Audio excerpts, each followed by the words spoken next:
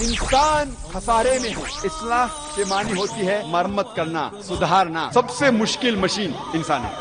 ये जिंदगी आखिरत के लिए एक इम्तिहान है। एक मुसलमान अच्छा मुसलमान हो ही नहीं सकता तब तक जब तक वो अच्छा इंसान है। जब अल्लाह साथ है तो किससे डरना? भगवान एक ही है, दूसरा नहीं है, नहीं है, नहीं है, जरा भी नहीं है। सबसे बेहतरीन प्लानर अल्लाह है। जब हक बातिल से टकराती है, बातिल का सर्वनाश हो जाता है।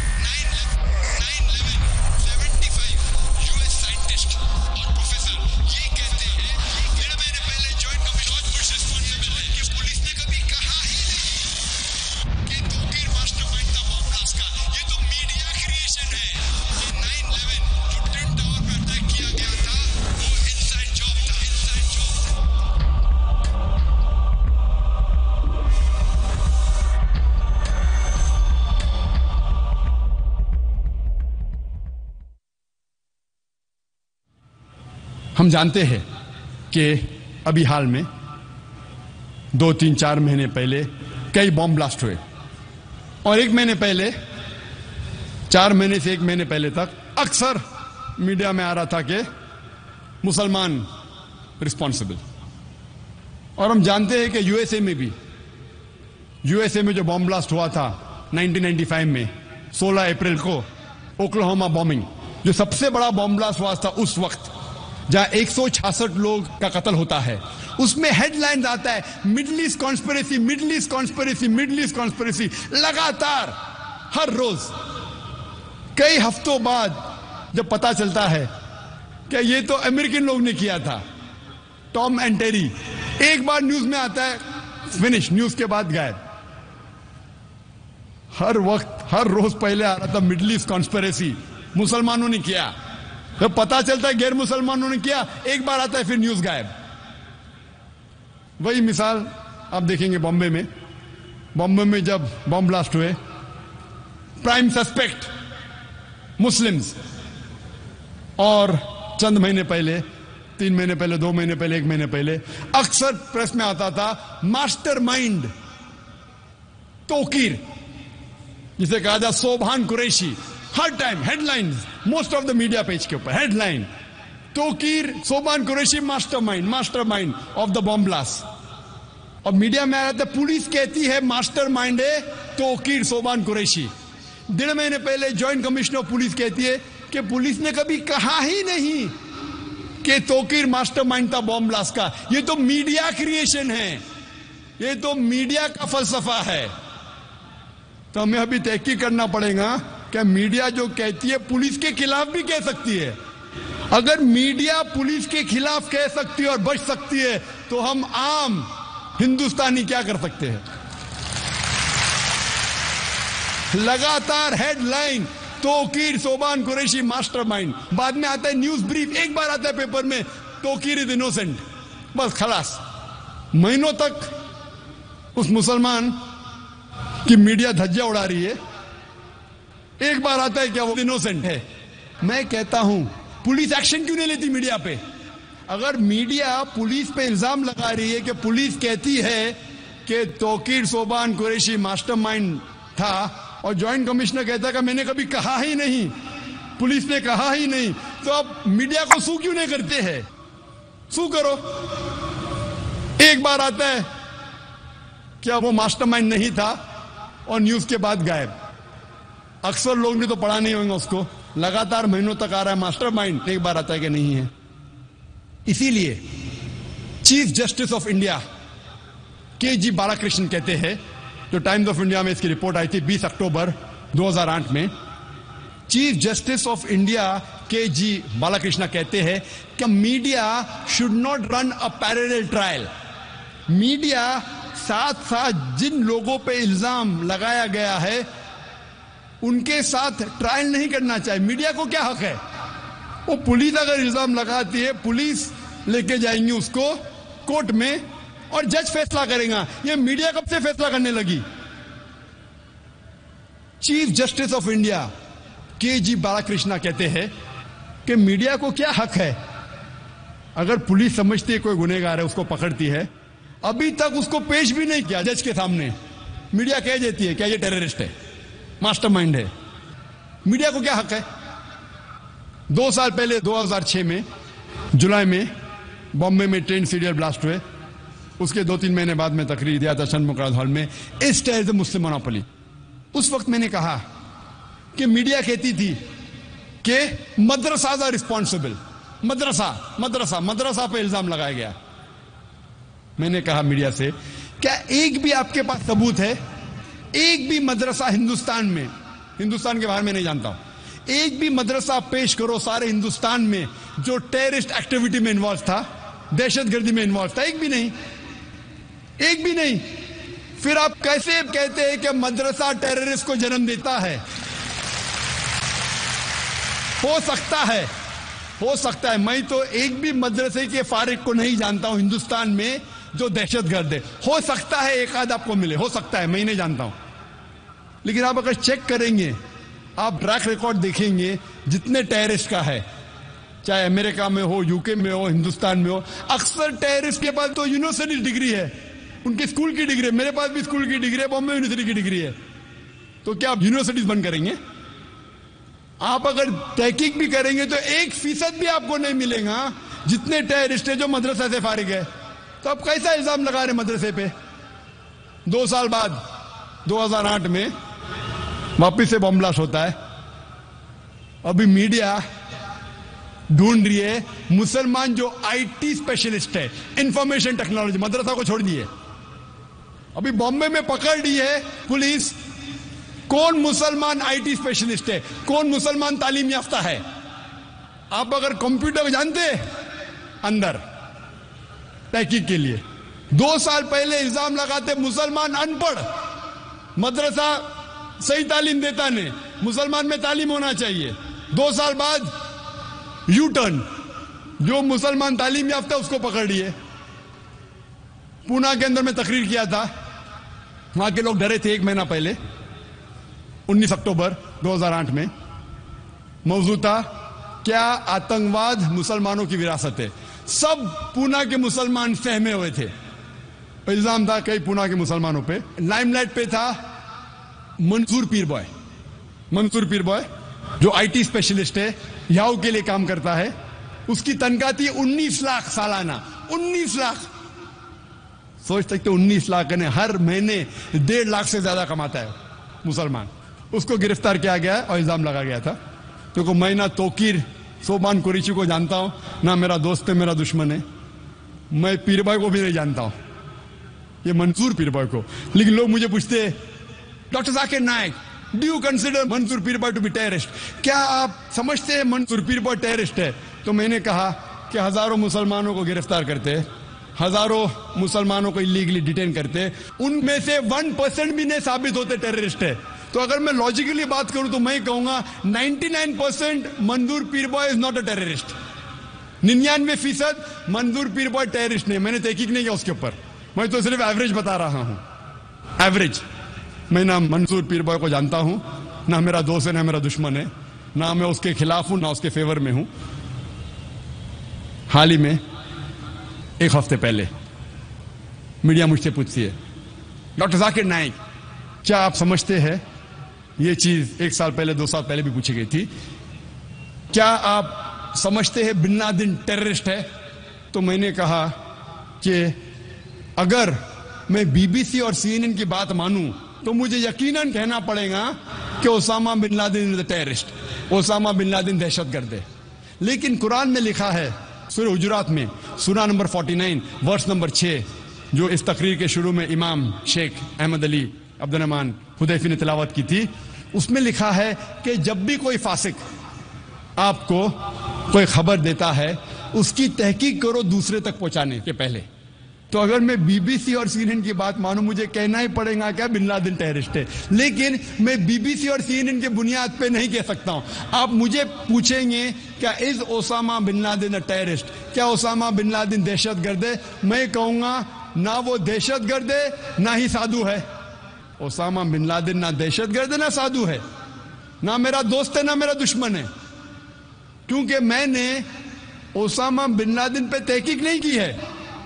मैं मीडिया से पूछता हूं कि अंग्रेज जब भगत सिंह को टेररिस्ट कहते हैं, आप मानते भगत सिंह टेररिस्ट है?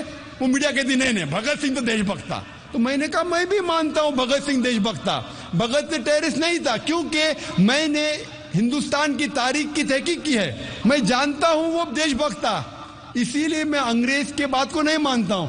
फिर मैं मीडिया से पूछता हूं, वही अंग्रेज आज कहते ओसामा बिन लादेन टेररिस्ट है, तो आप अंग्रेज की बात क्यों मानते? तो मीडिया हंसने लगता है।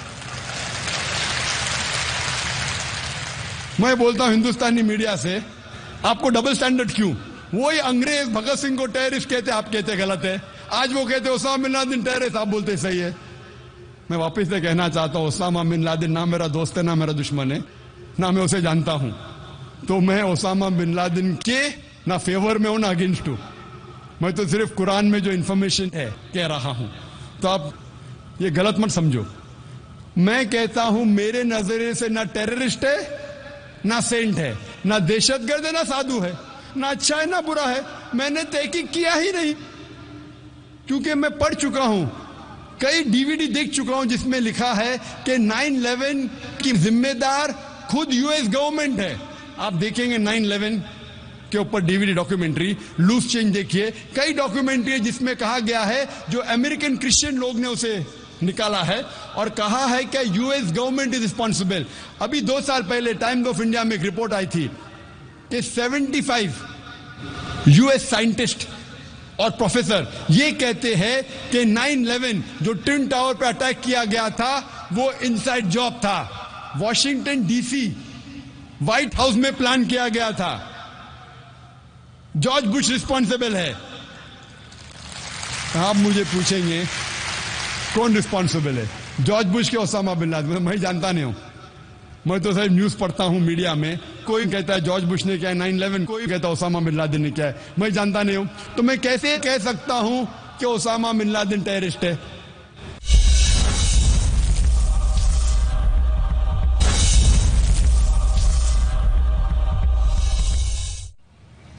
एक हफ्ते पहले मीडिया मुझसे पूछ रही है, डॉक्टर जाकिर क्या आप ये कहते हैं कि साध्वी प्रज्ञा सिंह ठाकुर टेररिस्ट है? मेरा जवाब वही था, मेरे नजरिए में साध्वी प्रज्ञा सिंह ठाकुर ना दहशतगर्द है ना वो साधु है। She is neither a terrorist neither is she a saint, क्योंकि मैंने उसके ऊपर तहकीक नहीं की है।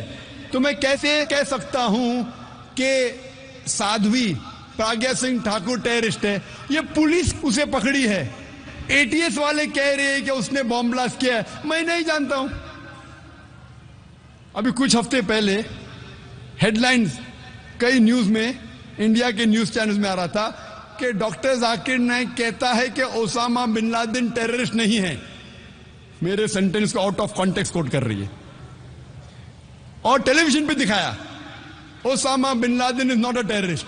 आधे सेंटेंस को दिखाते, पूरा सेंटेंस में क्या है, Osama bin Laden is not a terrorist neither a saint, आधा जुमला दिखाते और लोग मेरे खिलाफ कहते हैं जाकिर अभी ओसामा बिन लादेन को सपोर्ट कर रहा है। मैंने किधर सपोर्ट किया उसको? ना मैं उसके सपोर्ट में ना खिलाफ हूं। जैसा मैंने इंटरव्यू में कहा कि साध्वी प्रज्ञा सिंह ठाकुर वो टेररिस्ट नहीं है ना साधु है, मैं नहीं जानता हूं। हिंदुस्तान टाइम्स में आया, Sadhvi Singh get support from an unprecedented quarter, एक ऐसे इदारे से सपोर्ट मिलता है, president of Islamic Research Foundation. भाई मैंने साध्वी को सपोर्ट नहीं किया, मैंने कहा Sadhvi is neither a terrorist nor a Saint.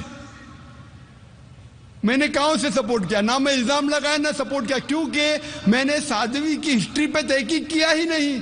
तो कैसा मैं कह सकता हूं क्या वो टेररिस्ट है या साधु है? मैं नहीं कह सकता। जिस तरीके से बिन लादेन के बारे में मैं नहीं कहता हूं अच्छा है कि बुरा है, उसी तरीके साध्वी के बारे में मैंने तहकीक नहीं की है। भगत सिंह कह सकता हूं क्या टेररिस्ट नहीं था, क्योंकि मैंने तहकीक की है। मीडिया मुझसे पूछती है, 1 महीने से पुलिस हिंदू टेररिस्ट को पकड़ रही है।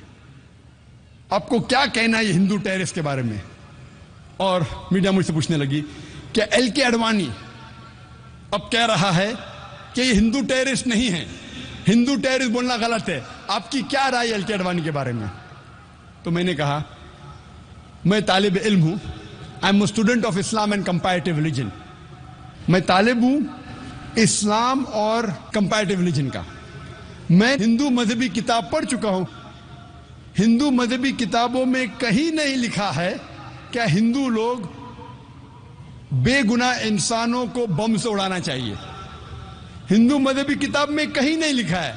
तो हिंदू टेररिस्ट बोलना बिल्कुल गलत है, क्योंकि मैं हिंदू मजहबी किताब पढ़ चुका हूं। जिस तरीके से मैं कहता हूं कि मुस्लिम टेररिस्ट बोलना गलत है, तो एलके आडवाणी बिल्कुल 100% सही है। इस बात पे मैं कहता हूं एलके आडवाणी सही है। कुछ साल पहले एलके आडवाणी ने कहा था कि जो आदमी बलात्कार करता है उसके लिए तजवीज की थी जब वो होम मिनिस्टर था। एलके आडवाणी ने कहा था, श्री एलके आडवाणी ने, कि जो आदमी बलात्कार करता है उसको मिलना चाहिए सजाए मौत। तो मैंने कहा, मैं एलके आडवाणी की इस बात को 100% तस्लीम करता हूं। बाकी बातें सही होंगी या गलत होंगी वो अलग है, इस बात पे तस्लीम करता हूं। अभी मैं दूसरी बात को तस्लीम करता हूं। जब एलके आडवाणी कहता है कि हिंदू टेररिस्ट बोलना गलत है, मैं उनकी बात को बिल्कुल मानता हूं। एलके आडवाणी ने हिंदू मजहबी किताब का मुताला किया है कि नहीं, मैं नहीं जानता, लेकिन मैंने तो किया है। वो किस वजह से कह रहा है हिंदू टेररिस्ट नहीं बोलना चाहिए, मैं जानता नहीं हूं, मैं पॉलिटिशियन नहीं हूं। लेकिन क्योंकि मैं स्टूडेंट हूं इस्लाम और कंपैरेटिव रिलीजन का, मैं ये जानता हूं कि इन लोगों को लेफ्टिनेंट कर्नल प्रसाद पुरोहित या साध्वी सिंह ठाकुर को हिंदू टेररिस्ट बोलना गलत है, क्योंकि हिंदू मजहब में कहीं नहीं लिखा है कि बम से मासूमों को उड़ाना चाहिए। और हमारे देश में कानून है, इनोसेंट अंटिल प्रूवन गिल्टी, यानी कोई भी इंसान मासूम है जब तक उसका जुर्म साबित नहीं हुआ। लेकिन जब मुसलमान पकड़े जाते लॉ उल्टा हो जाता है, गिल्टी अंटिल प्रूवन इनोसेंट, यानी आप गुनहगार है जब तक आप मासूम नहीं साबित किए जाते। क्यों? हिंदुस्तान का कानून है कि कोई भी हिंदुस्तान का नागरिक, कोई भी इंसान पकड़ा जाता है वो मासूम है जब तक उसका गुनाह साबित नहीं होता। जब मुसलमान पकड़ा जाता है तो वो गुनहगार है, मुजरिम है, जब तक वो मासूम नहीं साबित किया जाता। क्यों? मेरे डबल स्टैंडर्ड नहीं है। जब मैं कहता हूं मुस्लिम टेररिस्ट बोलना गलत है, तो मैं वो भी कहता हूं कि हिंदू टेररिस्ट बोलना गलत है। जब मैं कहता हूं बिन लादेन मैं जानता नहीं हूं, बिन लादेन को तो किसने पकड़ा ही नहीं अभी तक, साध्वी को तो पकड़ा, पुलिस ने इंटरोगेट किया, फिर भी मैं कहता हूं कि मैं जानता नहीं हूं। बिन लादेन को किसने पकड़ा? वो जॉर्ज बुश ने कहा टोनी ब्लेयर से क्या प्रूफ है, दुनिया को तो नहीं दिखाया। यहां तो पुलिस ने इंटरोगेट किया साध्वी को, लेफ्टिनेंट कर्नल पुरोहित को, फिर भी मैं कहता हूं कि मैं उन्हें नहीं मुजरिम ठहरा सकता हूं तब तक जब तक कोर्ट फैसला नहीं करती। और हम मुसलमानों को अल्हम्दुलिल्लाह सुम्मा अल्हम्दुलिल्लाह इंडियन जुडिशरी सिस्टम पे नाज है, इंडियन जुडिशरी सिस्टम की कदर करते हैं कि अल्हम्दुलिल्लाह सुम्मा अल्हम्दुलिल्लाह कितने भी लोग अगर बेगुनाह लोग अरेस्ट होते हैं, माशाअल्लाह अल्हम्दुलिल्लाह सुम्मा अल्हम्दुलिल्लाह हमारे हिंदुस्तान के जजेस जो है, और कल उनकी तकरीर थी जस्टिस फॉर पीस, 2 जस्टिस थे, जस्टिस हॉस्बिट सुरेश और जस्टिस कोलसे पाटिल, जो माशाअल्लाह आपके सामने पेश किए कि जस्टिस होना जरूरी पीस के लिए। और हमारे नौजवान एडवोकेट मुबीन सोलकर भी थे माशाअल्लाह, जो आपको साबित किए कि पीस होने के लिए जस्टिस जरूरी है। जब तक अदल नहीं रहेगा इस देश में, तब तक इस देश में अमन नहीं रहेगा। 7वीं स्ट्रैटेजी, मीडिया अक्सर जब भी कोई मुसलमान जो इस्लाम पे अमल नहीं कर रहा है और इस्लाम के खिलाफ बात करता है, मीडिया उसे हाईलाइट करती है। कोई मुसलमान जो मुसलमान नाम का है, इस्लाम से दूर है, लेकिन इस्लाम के खिलाफ लिखता है तो उसे हाईलाइट करती है। हमारे पास मिसाल है सलमान रश्दी और तस्लीमा नसरीन की। सलमान रश्दी को मीडिया ने इतना हाईलाइट किया, क्यों? क्योंकि वो नाम का मुसलमान था और उसने किताब लिखी थी सैटेनिक वर्सेस इस्लाम के खिलाफ, मोहम्मद सल्लल्लाहु अलैहि वसल्लम के खिलाफ। मीडिया उसे इतना उछालती है कि वो बन जाता है मिलियनर, करोड़पति ओवरनाइट। सैटेनिक वर्सेस के पहले चंद लोग जानते थे। सलमान रश्दी को आज मीडिया ने इतना हीरो बना दिया कि वो करोड़पति अरबोपति बन गया। क्यों? क्योंकि एक मुसलमान इस्लाम के खिलाफ किताब लिखा, मोहम्मद सल्लल्लाहु अलैहि वसल्लम के खिलाफ लिखा, रहता है यूके में। वो यूके चंद साल पहले, सलमान रश्दी किताब लिखने के पहले, एक अमेरिकन राइटर मार्गरेट थैचर जब प्राइम मिनिस्टर थी, उसके लिए 4 लेटर का वर्ड इस्तेमाल करता है, 4 लेटर का लफ्ज। मैं वो अल्फाज को कह नहीं सकता हूं क्योंकि मैं मुसलमान हूं। फादर, अंकल, कजन, किंग, और उस अमेरिकन के ऊपर बैन लग जाता है। हमारी प्राइम मिनिस्टर को फादर, अंकल, कजन, किंग कहता है, बैंड। कुछ वक्त के बाद सलमान रश्दी वही प्राइम मिनिस्टर को वही अल्फाज को एक्टिव करता है, father, uncle, cousin, king add कर जाता है ING, और उसको अवार्ड देती है गवर्नमेंट। क्यों? क्योंकि उसने इस्लाम के खिलाफ लिखा। वही प्राइम मिनिस्टर मार्गरेट थैचर को वही बुक सैटेनिक वर्सेस में Salman Rushdie father, uncle, cousin, king और इंग कहता है कई बार। उसी प्राइम मिनिस्टर मार्गरेट थैचर को कहता है, लफ्ज इस्तेमाल नहीं कर सकता हूं मैं, कहता है फीमेल डॉग, कहता है कुत्ती, और उसे यूके गवर्नमेंट अवार्ड देती है नाइटहुड। क्यों? क्योंकि उसी किताब में उसने मोहम्मद सल्लल्लाहु अलैहि वसल्लम के खिलाफ भी लिखा, उसने इस्लाम के खिलाफ लिखा। हमें मानना पड़ेगा, उस वक्त इस हिंदुस्तान के प्रधानमंत्री थे राजीव गांधी। राजीव गांधी पहले प्रधानमंत्री थे सारी दुनिया में जब मुसलमान उनके पास गए और बताए कि कितने चीजें खिलाफ लिखी इस्लाम की। अल्हम्दुलिल्लाह सुम्मा अल्हम्दुलिल्लाह, राजीव गांधी ने फौरन उस किताब को इंडिया में बैन कर दी। हक की बात हमें तस्लीम करना चाहिए, हमें मुबारकबाद देना चाहिए।